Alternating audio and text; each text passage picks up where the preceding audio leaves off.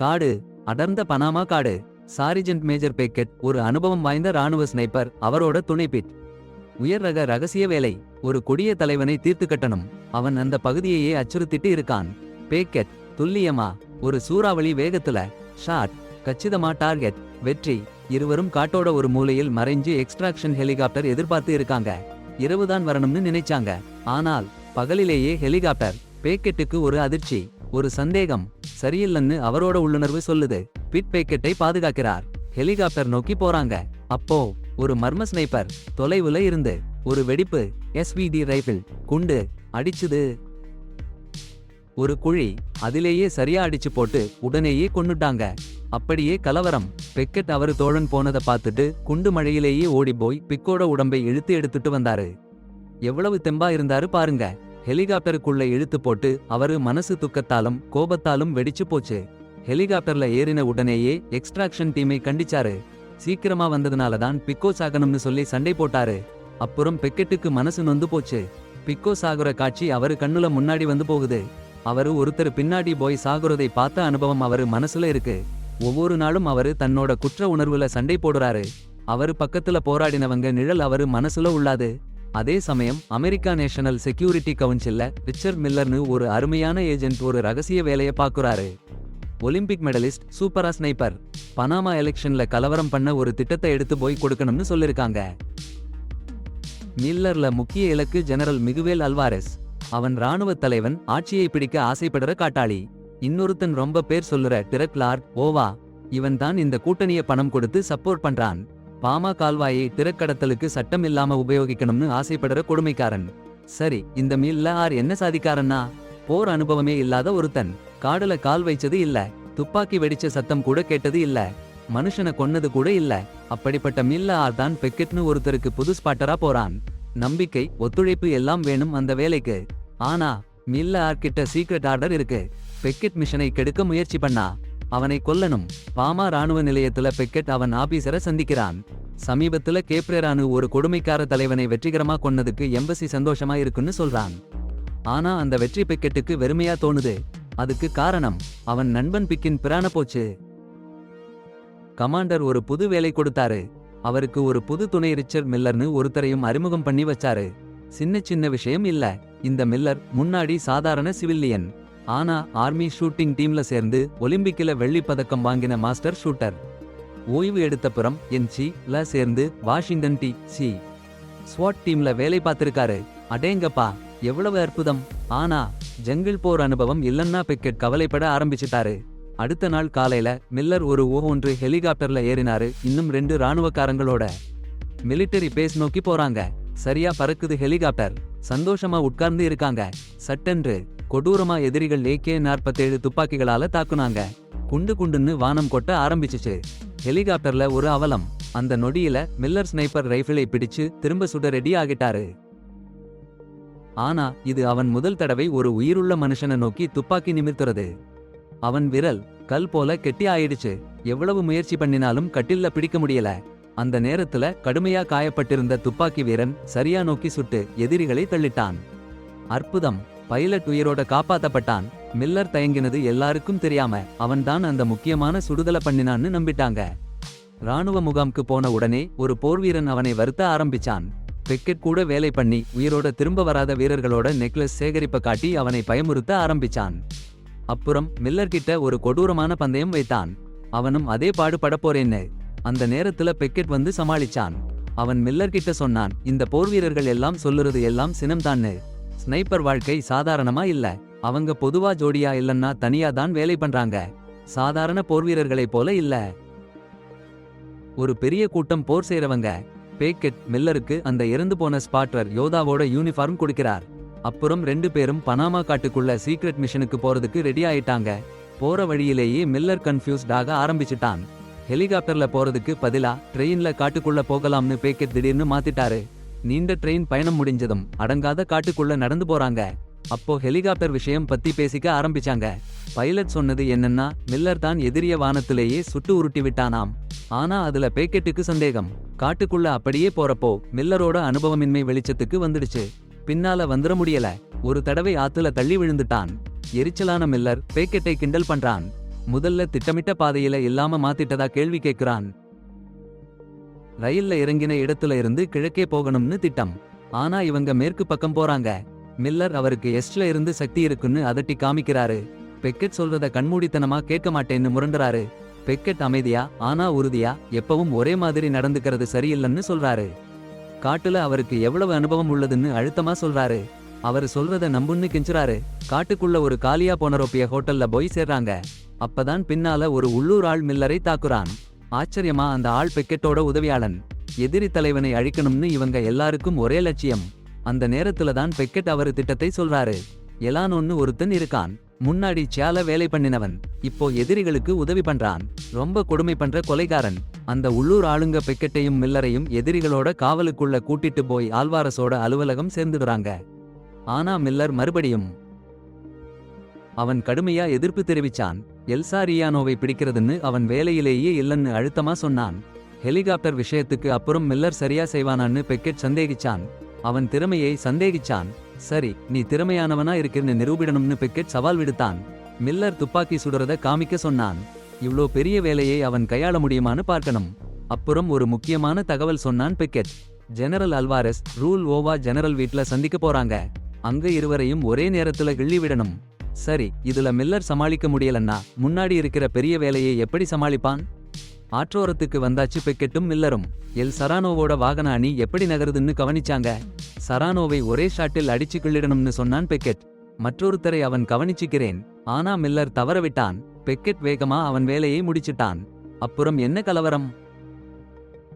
ஆதிவாசிகள்ல ஒருத்தர் கொள்ளையர்களால கொல்லப்படுறாரு.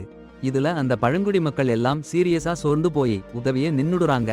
அதெல்லாம் பாராம Beckett Miller தொடர்ந்து போறாங்க. ஆனா கொள்ளையர்கள் ரோந்துல மில்லர் ஒரு கைவிரல் அகலத்துல பிடிபடாம தப்பிச்சிடுறாரு. அப்புறம் அவங்க ஓய்வெடுத்துக்கிட்டு இருக்கும்போது டபுள் ஷாட்டு சவுண்டு. அதிர்ச்சி. முன்னாடி போயிட்ட பழங்குடி மக்களை எல்லாம் சுட்டு கொல்லப்படுறாங்க.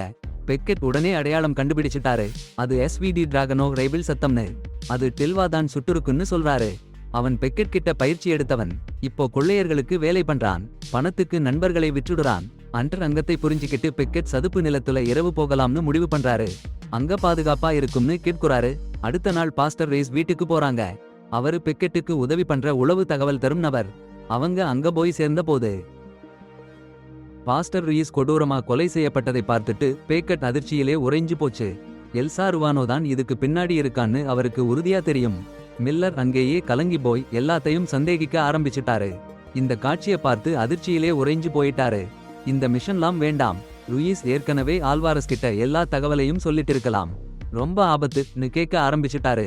ஆனா பெக்கெட் கொஞ்சம் கூட நிம்மதியா இல்ல. மிஷன் முடிஞ்சாதான் நம்மளுக்கு நிம்மதின்னு முடிவு பண்ணிட்டாரு. வேற வழி இல்லாம மில்லர் சரின்னு சொல்லிட்டாரு. அந்த இரவு நீங்க ஓய்வு எடுங்க, நான் காவல் காப்பேன். மில்லரை ஓய்வெடுக்க வச்சுட்டு பெக்கெட் காவலுக்கு நின்னாரு. ஆனா மில்லருக்கு தெரியாம பிட்டை கொன்ன ஸ்னைப்பர் டி சில்வாவை பிடிக்க ஒரு வித்தையை பண்ணினாரு பெக்கெட். சில்வாவை கொன்னு பிட்டோட பழிக்கு பழி வாங்கினாரு. மில்லர் எழுந்து என்னன்னா நடந்துச்சுன்னு கேள்விப்பட்டதும் கடுங்கோபப்பட்டு என்னைய பெக்கெட் பயன்படுத்திட்டாரு, ஓய்வெடுங்கன்னு சொன்னது ஒரு வித்தையா இருக்குன்னு கத்த ஆரம்பிச்சிட்டாரு. சிலாவை வெளியே இழுக்க ஒரு தந்திரம். பக்கெட் மில்லர் அல்வாரஸ் வீட்டுக்கு காலையில திடீர்னு போய் சேர்ந்தாங்க. அப்பவே பக்கெட் முழு திட்டத்தையே மாத்திட்டாரு. எதிரி எதிர்பார்க்காத புது சுடுற இடம். மில்லருக்கு ஒரு பாதுகாப்பான கிடங்குல இருந்து ரூல் ஓவா நோக்கி வைச்சாரு. ஆனா பக்கெட் ஆபத்து நிறைஞ்ச இடத்துல தன் வேலையை பார்க்க போறாரு. ஓவா அல்வாரஸ் கிட்ட கை குலுக்கிற நேரம். 10 வினாடி மட்டும்தான் அவங்க 2 பேரையும் சுட நேரம். பக்கெட் கடுமையான குரல்ல மில்லர் கிட்ட சொல்றாரு, இந்த தடவை தயங்காதே. எதிரி பகுதியில சாமர்த்தியமா நுழைஞ்ச மில்லர் கிடங்குக்குள்ள தன் இடத்துக்கு போய் சேர்ந்தாரு. ஆனா பக்கெட்டுக்கு அந்த அதிர்ஷ்டம் இல்ல. ஒரு பெரிய லாரி அவரோட இடம் முழுசா மறைச்சிடுச்சு. ஒரு நிமிஷம் கூட தயங்காம நகர்ந்து போய் புல்லுல மறைஞ்சு எதிரி பகுதியில நகர்ந்தாரு. இருள் சூழ்ந்தது. ஆல்வாரஸ் ரூல் ஓவா எங்கேன்னு ஒரு சாயல் கூட இல்ல. பாதுகாப்பு படையினர் நாய்களோடு சுற்றி வந்தாங்க. அப்பவே பெக்கெட் சாமர்த்தியமா குதிரை சாணியை எடுத்து நாய் வாசனைய மறைச்சிட்டாரு. காலை வந்தாச்சு. ஹெலிகாப்டரில் ரூல் ஓவா வந்து இறங்கினாரு. பெக்கெட் சுத்தி பார்த்தா மில்லர் வெளிப்படையா நின்னுட்டு இருக்காரு. எதிரி துப்பாக்கி சுடுறதுக்கு ரொம்ப சரியான இடம். ஆபத்து உடனே தெரிஞ்சிச்சு. பெக்கெட் புல்லட் ஸ்பீட்ல நகர்ந்து எதிரி துப்பாக்கி வீரனை தள்ளிவிட்டாரு. அதே நேரம் மில்லர் ரூல் ஓவா ஆல்வாரஸ் நோட்டம் விட்டு சுட ரெடி ஆகிட்டாரு. ஒரு நொடி கூட நிறுத்தாம கோடவுன்ல இருந்து தாக்குதல் ஆரம்பிச்சிட்டாரு. பெக்கெட் கத்தியோட மட்டும் எதிரி துப்பாக்கி வீரனை அடக்கிவிட்டாரு. மில்லரை உயிர் காப்பாத்திட்டாரு. ஆனா அவரு செஞ்ச துணிகர செயல் எல்சா ரியானோக்கு தெரிஞ்சு போச்சு. காவல்காரங்க அவனை பார்த்த உடனே தப்பாண்டி தொடங்கிடுச்சு. பேக்கெட் காட்டில ஓடினான். பின்னாடி வெடிகுண்டு வீசிட்டு புல்லெல்லாம் தீப்பிடிச்சு எரிஞ்சு அவன் காப்பாத்திக்கிட்டான். அந்த கலவரத்துல மில்லர் பயந்து போய் நடந்ததையெல்லாம் மனசுல சுத்தி சுத்தி பார்த்துட்டு இருந்தான். சீக்கிரமே பேக்கெட்ட சந்திச்சான். ஆனா சந்தோஷம் இல்ல, கடுங்கோபம். அல்வாரஸ கொல்ல சான்ஸ் இருந்தும் எதிரி துப்பாக்கி வீராங்களை கொல்ல போனதால கோபப்பட்டான் மில்லர். சண்டை போட்டுட்டு பேக்கெட் காரணம் சொன்னான். மில்லரை எதிரி துப்பாக்கி வீராங்க கொல்லாம காப்பாத்த அப்படி பண்ணினான்னு. சண்டை முடியறதுக்குள்ள இன்னும் 2 டார்கெட் இருக்குன்னு இன்னொரு மிஷன் சொன்னான் பேக்கெட். கஷ்டப்பட்டு இருந்த மில்லர் பேக்கெட்ட கொல்ல நினைச்சான். ஆனா அல்வாரஸ் டீம் திடீர்னு வந்துடுச்சு. மில்லர் ஓடினான். காயமடைஞ்சிட்டான். இடது கையில குண்டு. காட்டு சதுப்பு நிலத்துல ஆயுதம் ஒளிஞ்சிச்சு. கொஞ்ச நேரத்துல பெக்கெட் ஒரு மரத்துல தொங்கிக்கிட்ட சின்னஞ்சிறு பலகைய பார்த்தான். ஆனா அது மில்லர் வச்ச கூடாரம்னு அவனுக்கு புரிஞ்சிச்சு. அவனை அழிக்கிறதுக்கான. அதே நேரம் கோபத்தோட பயத்தோட மில்லர் கடற்கரை பக்கம் ஓடிட்டான். சுத்தி இருக்கிற குழப்பத்துல பயங்கரமா அவன் ரைபிள்ல காணாம போன இலக்குகளை பார்த்து சுட்டு போட்டான். குண்டு எல்லாம் தீர்ஞ்சு போச்சு. அப்புறம் அவனுக்கு மனம் முழுசா கெட்டு போச்சு. கனவுலையும் கஷ்டப்பட்டுட்டு இருந்தான். சிறிது நேரத்துல பெக்கெட் மில்லர் கிட்ட போனான். மில்லர் முழுசா சோர்ந்து போயிருந்தான். அவன் பெக்கெட் கிட்ட கெஞ்சினான். அவனை கொல்ல சொன்னான். ஆயுதமில்லாம நொறுங்கி போயிருந்தான். ஆல்வாரஸை கொன்னாச்சுன்னு சொன்னான். ஆனா பெக்கெட் சொன்னான், இது எல்லாத்துலயும் மோசமானது இல்லன்னு. அப்புறம் ஓடிப்போக சொன்னான். அல்வாரஸ் படை அவங்களை சுற்றி வளைச்சிக்கிட்டு வந்த உடனே மில்லர் பாதுகாப்பா தப்பிக்கணும்னு பெக்கா தீவிரமா துப்பாக்கி சூடு பண்ணினான். எதிரிகளோட கவனம் முழுசா அவன் மேலேயே. ஒருத்தன் மட்டும்தான். எதிரிகள் கூட்டம். சண்டையிலேயே ஜெயிக்க முடியாதுன்னு அவனுக்கு தெரியும். அமைதியா ஒரு முடிவு. கிளர்ச்சிக்காரன் கையிலேயே சரணடைஞ்சான். கைது செய்யப்பட்டதும் அமைதியா துப்பாக்கியில இருந்து ஒரு குண்டு எடுத்தான். நிலத்துல போட்டான். அந்த இரவு எல் சுரானோ கொடுமையான சித்திரவதையை பெக்கா மேல கொடுமையா விட்டான். ஸ்னைப்பர் துப்பாக்கி சுடுற விரல், வலது கட்டை விரல், பட்டம் கயிறுல கட்டினாங்க, அறுத்துட்டாங்க. எல் சுரானோ பெக்காவுடைய திட்டத்தையும் அடையாளத்தையும் கேட்டு அதிகாரத்தோட அழுத்தம் கொடுத்தான். அந்த நேரத்துல மில்லர் நிழல்கள்ல நகர்ந்தான். பெக்கா மறைச்சு வச்ச ஒரே ஒரு குண்டு இருக்கிற ஸ்னைப்பர் துப்பாக்கியோட ஹெலிகாப்டர்ல தப்பிக்கிற திட்டத்தை தள்ளி வச்சுட்டு எதிரி பகுதிக்குள்ள நுழைஞ்சான். தலைமையகத்துக்குள்ள மெதுவா ஒரு காட்டேரியா நுழைஞ்சான் மில்லர். ஜெனரல் அல்வாரஸ் என்ன ஆபத்துன்னு தெரியாம சும்மா டென்ஷன் இல்லாம ஓய்வு எடுத்துட்டு இருந்தாரு. சரியா அந்த நேரம் பாருங்க. மில்லர் ஒரு நிமிஷம் கூட நிதானம் பண்ணாம அவர்கிட்ட சீக்கிரமா போய் ஒரு அசத்தலான ஓங்காரத்துல கத்தியால அவர் உயிரை எடுத்துட்டான். அடுத்த நொடிலேயே டவுன். அங்கேயே பக்கத்துல பெக்கெட் மில்லர் இருக்கிறது கண்டான். சரியான வாய்ப்புன்னு நினைச்சு தன் டீம்மேட் எவ்வளோ நல்லா ஆயுதம் கையாளுறான்னு பார்க்கலாம்னு பண்ணான். சாமர்த்தியமா ஒரு திட்டம் போட்டான். எல்சானோ கவனத்தை திருப்பி அவனை சாய்ஞ்சு நிற்க வச்சு மில்லர் கிட்ட ஒரு பெர்ஃபெக்ட் ஷாட்டை கொடுத்தான். ஒரு குண்டுல 2 பேரையும் அழிக்க சொன்னான். ஆனா மில்லர் தன் நியாயத்தை பிடிச்சுக்கிட்டான். ஒரு குண்டுக்கு ஒரு உயிர். பெக்கெட் கொடுத்த அந்த ஒரே குண்டுல எல்சானோ தலையில அதிக சாமர்த்தியமா குத்திட்டு உடனே பெக்கெட்டை காப்பாத்த ஓடினான். ஹெலிகாப்டர் சைடுக்கு ஓடினாங்க. காயமடைஞ்ச பெக்கெட் இடது கை சின்ன விரலை வச்சு எல் ஜோனோ துப்பாக்கியை எடுத்து ஒரு எதிரியை அடிச்சு தள்ளி மீண்டும் மில்லர் உயிரை காப்பாத்தினான். சரி பாருங்க. பனாமா காட்டில கலகக்கார தலைவங்களை புடைச்சு போட்ட பெரிய மிஷன் முடிச்சிட்டு அவங்க 2 பேரும் பாதுகாப்பா எஸ்கேப் ஆயிட்டாங்க. அட பாவி. ஆனா பதவி உயர்வு எதுவும் கிடைக்கல. சும்மா சாதாரணமா வாழ்க்கை கிடைக்கல. டாக்டர் சொன்ன காரணத்துல படையில நிறுத்திட்டாங்க. அந்த மிஷன்ல அவரு கைவிரல் போச்சு. கண் பார்வை கெட்டு போகுது. முந்தி நடந்த ஆபரேஷன்ல நிறைய சகாக்கள் போயிட்டதால மனசுல வலி இருக்கு. இப்ப 50 வயசு ஆகிடுச்சு. பணக்காரங்க பிள்ளைங்களுக்கு துப்பாக்கி பயிற்சி கொடுத்து வாழ்றாரு. மானுடர்கள் ஆணவமா இருக்காங்கன்னு சொல்றாரு. அதுல கடுப்பா வேலைய விட்டு போயிட்டாரு. ஒரு நாள் வீட்டுக்கு வந்தா 2 அந்நியவாசிகள் கிட்ட வந்தாங்க. அரசாங்க அதிகாரிகள். அவரு துப்பாக்கி சுடுற போட்டில 7 ஸ்வாட் அதிகாரிகளையும் ஒரு முழு மரைன் ஸ்னைப்பர் டீமையும் அடிச்சு வச்சிருக்கான்னு கேள்விப்பட்டிருக்காங்க. கர்னல் எம் மற்றும் CIA ஏஜென்ட் ஜேம்ஸ் லைஸ் வந்து பெக்கெட் ஒரு பயங்கரமான பணி. வால்டோரியா ஜெனரல் கொலை. சர்பியாவில முஸ்லிம் மக்கள் மீதான கொடூர கொலைகளுக்கு பின்னாடி இருக்கிற டீவில். ஆரம்பத்தில் பெக்கெட் சம்மதிச்சான். அந்த பணியோட முக்கியத்துவம் புரிஞ்சு. ஆனா உடனே மனம் தளர்ந்து போச்சு. அவன் யூனிட்ல இருந்து வெளியேற்றப்பட்ட விதம் ஞாபகம் வந்துச்சு. அப்போ ஜேம்ஸ் கெஞ்சிக்கிட்டே இருந்தான். இந்த பணியை முடிக்க அவனுக்கு தான் சக்தி இருக்குன்னு. ஒரு கட்டத்துல பெக்கெட் பரிசு என்னன்னு கேட்டான். மெக்கன்னா என்ன வேணும்னாலும் கொடுப்பான்னு ஜேம்ஸ் உறுதியா சொன்னான். இது திரும்பி வர முடியாத பணின்னு புரிஞ்சு சலிப்பான வாழ்க்கையால சோர்ந்து போய் பெக்கெட் சம்மதிச்சான். ஒரே கண்டிஷன்ல. பணியில சாக்கிறான்னா அவனோட மாஸ்டர் கன்னரி சார்ஜென்ட் பதவி திரும்ப கொடுக்கணும். அவன் ஒரு உண்மையான மரைன் ஆக சாகணும்னு ஆசைப்பட்டான். அடுத்த நாள் பெர்லின்ல அமெரிக்க எம்பசில பெக்கெட் சந்திச்சான். ஒரு டெத் ரோ கைதி கோல் என்னுங்கிற ஒருத்தனை. சிறந்த துப்பாக்கி சுடும் வீரர்கள் படைக்கு நிறைய ஆபத்தான வேலைகள் முடிச்சவங்க. கோல் ஒரு அதிகாரியை சுட்டுட்டான். அந்த அதிகாரி அவங்க படையில இருந்தவன். நம்பிக்கை மோசம் பண்ணி கோலோட நண்பன ஒரு காலி தெருவுல தனியா சாக விட்டுட்டான். அதனால சிறை தண்டனை. ஆனா ஒரு வேலை கொடுத்தாங்க. பேக்கெட் என்ன உதவியாளரா வச்சுக்கிட்டான். வேலைய சரியா முடிச்சா தண்டனை போச்சு, இல்லன்னா சாவே. பேக்கெட் கோலிட்ட கேள்வி கேட்டா கோல் சந்தேகம்ல இருந்தான். அப்புறம் செர்பியா போனாங்க. ஒரு தேவாலயத்துல சந்திச்சாங்க சோபியாவ. அழகான உளவாளி, ஒரு சிறிய சமூகத்துல போராடுறவ. பேக்கெட் சொன்னான் தலைப்பாகையை கழட்டுன்னு. சோஃபியா ஒரு ஃபைல் கொடுத்தா. இலக்கு படம் இருந்துச்சு, சரியான சுடுற இடம் கூட காட்டிருந்துச்சு. சாளரத்துல இருந்து நல்லா தெரியும். அப்புறம் அவங்களை அவள் வீட்டுக்கு ஓய்வெடுக்க கூட்டிட்டு போனா. அங்கேதான் ஒரு ரகசிய துப்பாக்கி மறைச்சு வச்சிருந்தா. சோஃபியா வால்தோரியா பத்தி ரொம்ப முக்கியமான தகவல்களை காலை 7:30 மணிக்கு சரியா கொடுத்துட்டு இருந்தா. வால்தோரியா அவன் ஆபீஸுக்கு வந்தான். சுடுற இடம் 300 மீட்டர் தூரம்தான். நகரத்துல சந்து பொந்துன்னு நிறைய சாலைகள் இருக்கு. எஸ்கேப் பண்றது ரொம்ப கஷ்டம். அதனால சுடுற சத்தம் கேட்ட உடனே ஒரு பெரிய குழப்பம் நடக்கும்னு அவள் எச்சரிச்சா. ஆனா சோஃபியா சர்ச்சுக்கு காத்திருப்பா. அங்க இருக்கிற ரகசிய சுரங்க பாதைகள் மூலமா அவங்க எஸ்கேப் பண்ண உதவி பண்றேன்னு உறுதியா சொன்னா. முழு நாளும் இரவும் பெக்கெட் கோல் ரொம்ப கவனமா திட்டம் போட்டாங்க. காற்று வேகம், சுடுற கோணம், வெற்றிக்கு தடையா இருக்கிற எல்லா விஷயங்களையும் கணக்கு போட்டாங்க. சரியா காலை 7:30 மணிக்கு வால்தோரியா கருப்பு மெர்சடிஸ்ல காவலாளிகளோட வந்தான். காற்று வேகத்தை பார்த்து இலக்கை கண்காணிக்கிற பொறுப்பு கோலுக்கு. ஒரு தடை செய்ய ஒரு வெடிகுண்டு வைக்கிறதுக்கு ரெடி ஆயிருந்தான். அருகிலேயே ஒரு கட்டிடம். பெக்கெட் சூடு போடுன்னு சைகை பண்றாங்க. அப்பவே பெக்கெட் கண்ணு மங்க ஆரம்பிச்சிடுச்சு. கோல் தடுமாறி போயிட்டான். என்னடா பிரச்சனைன்னு கேட்டா பெக்கெட் மறைச்சிட்டான். கொஞ்ச நேரத்துல கண் தெளிஞ்சு டார்கெட்ட சரியா நிறுத்திட்டான். அப்புறம் ஒரே கோளாரா. நகரமே லாக்டவுன். எஸ்கேப் பிளான் உடனே எக்ஸிக்யூட் பண்ணனும். கட்டிடத்துல இருந்து வெளியே வந்த உடனே பெக்கெட்டும் கோலும் எக்ஸ்ட்ராக்ஷன் பாயிண்ட் நோக்கி ஓடினாங்க. ஒரு தேவாலயம். பழைய ரோமன் கல்லறைகள் மேல கட்டப்பட்டிருக்கு. போனா காவலாளிங்க சோதனை. சோஃபியா தலைய சின்னதா ஆட்டினா. கவலையா? எக்ஸ்ட்ராக்ஷன் பாயிண்ட் சேதமாச்சுன்னு சைகை. உடனே பிளான் சேஞ்ச்.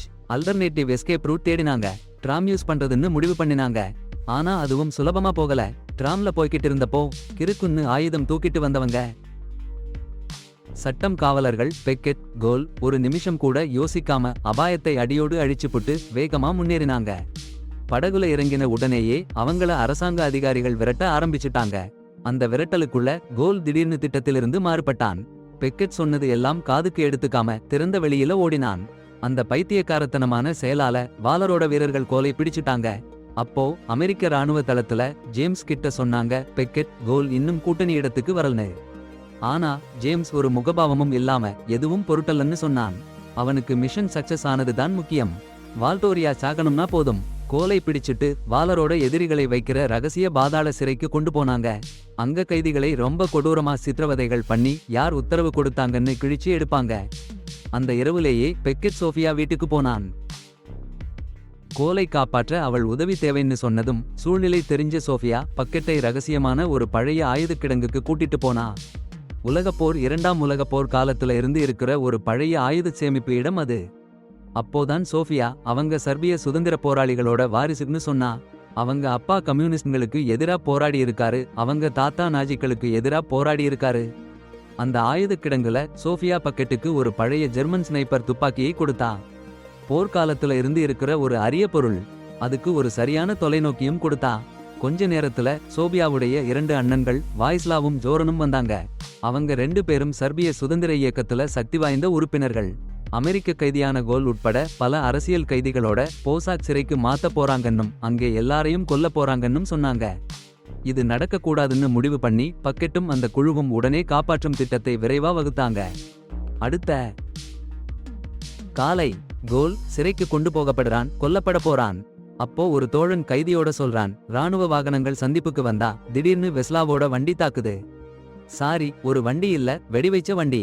அதே நேரம் சோரன் வேற ஒரு வண்டில நின்னு அடிக்க ரெடி. பக்கெட் மரத்துக்குள்ள மறைஞ்சு துப்பாக்கிய நோக்கி நிக்குறான். வெடிச்சாச்சு. பக்கெட் அணியோட தாக்குது. காவலாளிகள் தூக்கி வீசுறாங்க. கோலும் வேற ஒரு கைதியும் சோரன் வண்டில தப்பிச்சு ஓடுறாங்க. காரோட உள்ள பக்கெட் அதிர்ச்சியில உறைஞ்சு போறான். கோல்ல ஒருத்தன் இன்னும் இருக்கான். அது திட்டம். கோலும் சோபியாவும் போட்ட திட்டம். கோல் கைது ஆனது நாடகம். பாவுலேன்னா எழுத்தாளர். சர்பியா அரசாங்கத்தை கடுமையா விமர்சிச்சவன். அவன் புத்தகங்கள்ல அரசாங்கத்தோட அட்டூழியங்களை வெளிச்சம் போட்டு காமிச்சான். அதனால அட போங்க. சிறைப்பட்டு கிடந்த வீரன் பெக்கெட். அமெரிக்க ராணுவ தளபதி மெக்கென்னாவுக்கு தகவல் வந்தது. பெக்கெட் உயிரோட இருக்கானாம். கொலேன்னா கண்ணு முன்னாடி காப்பாத்திட்டானாம். உடனே ஹெலிகாப்டர் அனுப்பிடணும்னு ஆர்டர் பண்ணிட்டாரு மெக்கென்னா. சும்மா ஒரு ஹெலிகாப்டர் இல்ல, பறக்கும் கோட்டை மாதிரி ஒரு கைவிடப்பட்ட தொழிற்சாலைக்கு போகணும்னு சொல்லிட்டாங்க. அங்க ஹெலிகாப்டர் காத்திருக்கும். ஆனா ஆனா என்ன நடக்குது பாருங்க. தேங்கொன்னு குந்திக்கிட்டு இருக்கு. கொல்ல போறாங்க. என்ன செய்யறது? பாதாள சாக்கடை, அதுக்குள்ள போயிடணும். சரி, இன்னொரு தியாகம். வாய்ஸ்லாவும் ஜோரனும் பின்னாடி தங்கி எதிரிகளை சமாளிக்க போறாங்க. பெக்கெட் மற்றும் அவங்க டீம் நல்லா தப்பிச்சிடுவாங்க. சாக்கடையில தப்பிச்சு வந்தாச்சு.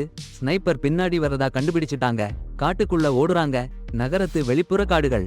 சீரியஸா சொல்றேன், ஒரு பெரிய முடிவு எடுத்தாங்க பெக்கெட். சோபியாவை விட்டு பிரியணும். இருவருக்கும் பாதுகாப்பா இருக்கணும். கோல் அப்புறம் அவங்கள காம்ரா என்னும் முஸ்லிம் கிராமத்துக்கு கூட்டிட்டு போனாரு. அங்க அவரு பழைய நண்பன் நசாத் இருந்தான். காம்ராவுக்கு போன உடனே நசாத் அவங்களை ரொம்ப வெள்ளந்தியா வரவேற்றன். காபி சாப்பாடுன்னு ஒரு விருந்து. ஆனா பெக்கெட், கோல் 2 பேருக்கும் சந்தேகம். நசாத் அவ்வளவு நல்லா இருக்கானேன்னு சந்தேகம் வந்துச்சு. கூண்டோடு பிடிச்சு விட போறானோன்னு பயந்தாங்க. கொஞ்ச நேரம் ஓய்வு எடுத்த பிறகு பாஸ்லகிசிக்கு போனாங்க. அது எல்லா எல்லையில இருக்கிற டவுன். சும்மா போகல. பஸ் ஒரு பாலத்துக்கு வந்தப்போ செக்யூரிட்டி சோதனைன்னு நிறுத்திட்டாங்க. ஆபத்துன்னு உணர்ந்து 3 பேரும் சாமர்த்தியமா கிளம்பி நடந்து சிமோன் போனாங்க. அது அவங்க 2வது சந்திப்பு இடம். போனா அங்க கேடு. கிராமம் ரொம்ப சேதமா இருந்துச்சு. கொலைவெறி காட்சிகள். பெக்கெட்டுக்கு நசாத் மேல சந்தேகம் அதிகமானிச்சு போச்சு.